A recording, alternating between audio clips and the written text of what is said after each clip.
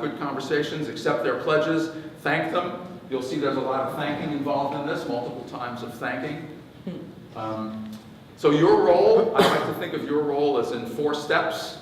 The first is preparation, and you've started the preparation tonight by coming here and by, again, making the notes that you made earlier about internalizing your case for giving. The preparation is an easy thing, I think. Making the appointment is the hardest thing of all this, and we'll talk about how to do that at the very end, after you've figured out all the rest of this. The visits themselves are pretty easy. I think you'll see that the conversation is pretty easy.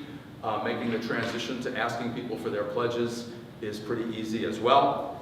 And then there's some post-visit things to do that are also easy. So that's what we'll talk about now.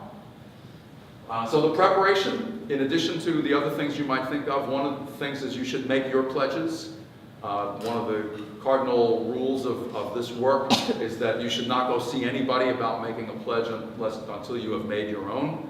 And there's a couple reasons for that, but the simplest one is then you can talk to people as much as you're comfortable with about what you've decided and how you decided it and maybe where you found the money, especially if it's something interesting. So you want to have made your pledge. That'll put you in a much more grounded, positive position to talk to people. And then, again, preparing to share your story. And we'll talk about how that works into the conversation. But these are just some things that you want to be thinking about. There's a lot of material in your packet. Let me show you some of them now, where it talks about capital campaign giving stories. There's a piece of paper, it's actually 2 pieces of paper stapled together that looks like this. I think it's at the very bottom of the section on the right, if I remember correctly. It's called Stories of Creative Giving from Unitarian Universalist Capital Campaigns. And these are stories that I have gathered, I and other of my consulting colleagues have gathered from real live Unitarian Universalists, just like yourselves, at real live UU congregations, just like this one. And you might read through these and think about where people have found the money. Because when I probably mentioned this when I was here before, but when you first start talking about sizable contributions to capital campaigns, people are wondering, who is he talking to? Where does this $100,000 come from, or $40,000, or $20,000?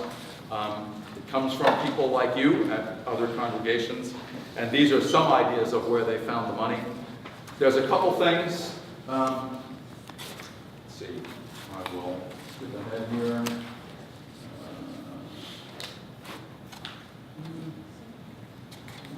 Skip here. So this slide is a kind of summary of this giving stories, and there's a couple things that I'll mention that tend to have pretty wide appeal. The first is the notion that most of us have some discretionary money. We don't always realize we have discretionary money because the money comes in and it goes out every month. But if we sort of step back and think about it, there's things that we do that we could defer. So deferring things is a big theme of where people find the money. So for example, a lot of people tell me that they put off buying a new car, let's say. And if you think about it, car payments over the 3 or 3.5 years of a capital campaign can easily come to $15,000. And for many people that resonates. Sometimes people put off or change their vacation plans. Again, think about the things that people do that you think of as discretionary. You can sometimes put some of those off. People take sabbaticals from other giving. I like to think that giving to our churches is different from giving to other causes. We're it. If this campaign is going to work, it's going to be because of all of you. If some of you stop contributing to Planned Parenthood for 2 years or 3 years, Planned Parenthood goes on. Now I know, you may want to continue to do some of that, but that's where people find some money. Deferring personal capital projects is something that people talk to me about. We were going to remodel our kitchen. We decided to put that off. Again, the guiding principle here is that you're all in this together, and if we're going to do this, if you're going to participate in this, the time is now. It's not later. You can do some of these other things at other times, but if you're going to come together now around this project, that's one thing. Advance on inheritance. Quite a few people have talked to me about that, particularly sometimes younger families who don't have a lot of assets saved up. Sometimes they can get advances on inheritances from their parents or their grandparents. I've seen that as a source of capital campaign contributions. Again, if people want to participate in this, that's something they might think about. My wife and I actually did that in that very first capital campaign that we talked about. We got an advance on her inheritance to contribute a sizable amount in her mother's memory. Yeah? I was wondering if we shared some of our stories during this 3 weeks or whatever. Yep. In some way. That would be absolutely perfect, yeah. In fact, I'd probably say that somewhere, but yeah, if you can share some of your stories. Where was I up to? I jumped ahead here, didn't I? Yeah, sharing some of your stories, and in fact, if we can collect some of your stories to add to these, that would be really, really very powerful. So when you make so the preparation also includes making the appointments, and again, we'll talk about how to do that. When you make the appointment, you want to make sure people know what this is about. Ask for the 30 to 45 minutes, and practice how you're going to do the asking, and we'll talk about that in a minute. The visit itself, the next couple of slides is about that. It's important that you be and look organized. It's probably more important that you look organized than that you be organized. But it's useful to be organized also. So have your folders with you. That's partly why we give you folders. So you look like you've prepared for this and you look serious. This is a serious campaign, and we're asking people to think generous and think deep and dig deep. So you want to take it seriously and look like you know what you're doing. That will help people be more comfortable. The more you're in charge and comfortable with the process, the more they will be as well. I haven't said this before, but we often think of these visits as being in people's homes. They don't have to be in people's homes. Sometimes that's another barrier, that people don't really want you coming to their home because they have to clean it, or they have to do something with the dog, or the grandkids, or whatever it is, the ferrets. So you can be flexible. You can meet at a coffee shop. You can meet at your home. You might be able to meet here someplace. If you do meet you should be on time wherever it is. But if you're meeting in a public place, you should be there early and try to find a quiet table and make sure you can actually get a table. So here's how I like to do the visit. I think of it as a thank you sandwich. So I thank people at the beginning. You can't thank people too many times for doing things. So I thank people at the beginning for meeting with me and for sharing their lives a little bit, for having a chance to get to know them and to talk about their support for the congregation. I thank people at the end, and in the middle, again, most of the congregation is sharing stories. Your story and then their story. And I haven't said this yet, but everything I'm telling you is kind of my style for how to do it. So you'll want to work on your style. But my style does work pretty well, so you can certainly use as much of it as is comfortable for you. But one thing I really like is starting with my story rather than asking a lot of questions, even though that may sound strange. But I like starting out by saying something like, I went to this training session to do this work, and it really inspired me to be thinking a lot about the church and about the campaign, and here's some things I came up with, and here's some things that I really love about the church, and talk a little about that, and then invite sharing from the other folks. You might think, well, that seems a little bit rude, why not invite them to talk first? But I think you'll find if you invite the other person to talk first, they won't know what you're talking about, they'll be awkward and they won't know what to say, and if you ask more questions, it'll start to feel like an interrogation. So if you talk first, they'll know how to talk back, I think. But again, you can try it however you want, but that I find works really well. Is everyone going to get one of these triangles, for instance, the giving levels and the percentages and all that? They are. So prior to so we won't have to give them our copy and then not have it.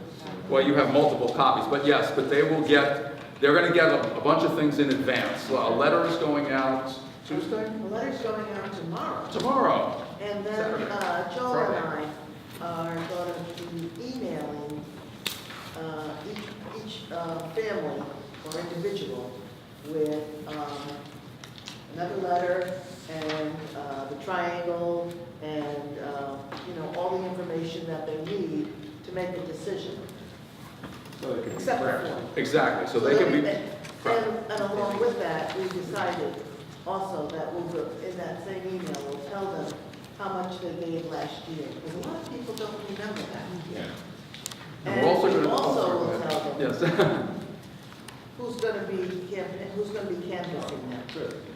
So all this should make your jobs a little bit easier, that they'll know to expect a call from you.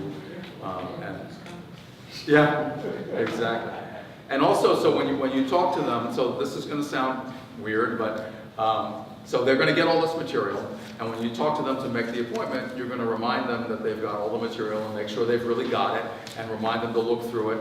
And some percentage, I don't know what percentage it is, will say, "Oh, I don't think we got anything like that," right? No matter how you do this, some percentage will say, "Are we doing a capital campaign? What are these drawings? I don't know. No one tells me anything." No one tells me anything. That's so don't be too shocked if somebody says, "We didn't get that." So if they didn't get it, you can send it again. We'll send you soft copies, and you can send everything out. So just make sure they have it in advance. That's very helpful. So you do the sharing, the story sharing, and back and forth, get into a good conversation, and then at some point, maybe 15 or 20 minutes into this, it'll become obvious. There'll be some sort of a lull. You'll be able to figure this out. I'm sure you'll have no trouble managing the process. It'll be time to make the transition to asking. And so you ask first for the annual pledge and second for the capital. And so think about how you will do that. And again, you'll get a chance to practice soon. The way I like to do it is I take out the pledge card when it comes time, when it feels to me like it's the right time. I will have filled in their name in advance, and that kind of signals to them that this is personalized to them. I don't bother with the address and stuff. Do we want people to fill in the address, or only if it's changed? Probably if it's changed. Only if it's changed, because otherwise that seems like a lot of writing that nobody's going to want to read. So you can ask them if their address is correct, then you don't need to fill any of that in. So I take this out, and I usually say, and the way I would do it is I say something like, "I assume you've had a chance to think a little bit about what your pledge might be for next year. Here's your pledge card. Let's take a look at the UUA's giving guide. Think about the goals for the year. Do you have any questions? Anything I can help you with?" And then see where that goes. And again, most of the time people will say, "Yeah, we're ready to make our annual pledge. We've thought about it." If they say we want to give a lot more, give us time to think. You will do that as well. The way the pledge form works, we should look at the pledge form for a minute or two. The top part of it has to do with the capital campaign, and the bottom part has to do with the annual campaign. So you want to start with the bottom. So we're doing this to bottoms up kind of approach, you know. And I think it's pretty clear that we're asking them just for one number. So for the capital campaign, there's just one number to fill in, and that's how much they're going to pay. They're intending to pay over the full 3+ year period, so through June 30th, 2022. The annual campaign, the annual number, again, is just one number, and that's what's going to be payable beginning July 1st, not 2019, and payable through June 30th, 2020. So you want to be aware of that. Some people will think the annual starts tomorrow. Some people will think the capital is some other period, and I think it's all on here, but you do want to make sure people know all that. A couple of other things to keep in mind. The payments can be spread out over those periods however people want. Sometimes people think that since we say it's a 3-year campaign, that it has to be a set amount, a fixed amount over the 3 years. And I don't know why people think that, but sometimes people think that, and sometimes that might drive the number down. So you can tell people, look, if you think you have more money this year and then less in the out years, you can divide it up that way. If you think the opposite, that you're going to have less now, but you're going to have more in the out years, you can factor all that in. Any distribution of payments is fine. They don't have to be uniform over the years. Other things to know is that we can accept checks. We can, and you're not accepting, you're not accepting any money. You're just getting financial commitments, pledge forms. But they can pay by check or direct deposit. Credit cards, do we do that? Yeah, we don't want to do that with this stuff. No? To check that, I don't know. Okay, we'll check on that. Stock, they can certainly do, they can do stock, because stock can be very useful. Publicly traded securities or mutual funds, that can be very useful. If people have stock that's appreciated in value and they want to give that, and sometimes that's a good source of money for capital campaigns, they should give the stock or the securities directly to the church rather than selling it. That way they don't have to pay capital gains tax. And you're not tax advisors or financial planners, but it's useful to know a little bit about that. So we have a brokerage account so that you can pay with stock. If they're doing a qualified charitable distribution, Yes. it comes to All Souls and it says capital campaign on it somewhere, or? Yeah, I don't know the mechanics of that, and you don't have to worry too much about. So, did you hear the question? No. So, it's if they're doing a qualified. One of the stories of where people find the money is what's called a qualified charitable contribution or distribution, and it's for people who are 70 and a half or older. They have to, many people, if they have IRAs, they have to take, or pension plans, they have to take some amount of money. It's called a required minimum distribution. We did that. And we've already made our first payment. Oh, okay, And we did it from the RMD. okay. I called, the financial planner that we have can't do that because he doesn't have the forms and it's the IRS thing, whatever. Yeah. But anyway, I called them, they got me the number for Fidelity. Oh, it's Fidelity, yeah, so they can do Called it. them directly, Right. spoke to them and told them what we wanted to do. We told them, out of the RMD, we're gonna send X amount to Yeah. the church. So she broke it into, and then she emailed the forms.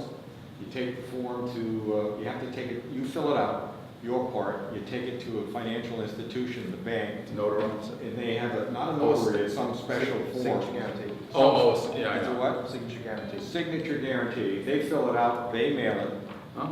and it comes directly to the church. Yeah. But The how- church can't do it, you have to fill out that Yeah, form. it's start with financial advisors. Yeah, and I think it varies by institution. I mean, that's how Fidelity does it. And so figure out, how that works. But you have to do it directly. You can't take the RMD money yourself and then give that money to the church and have the same impact. And And this any month, check should say capital campaign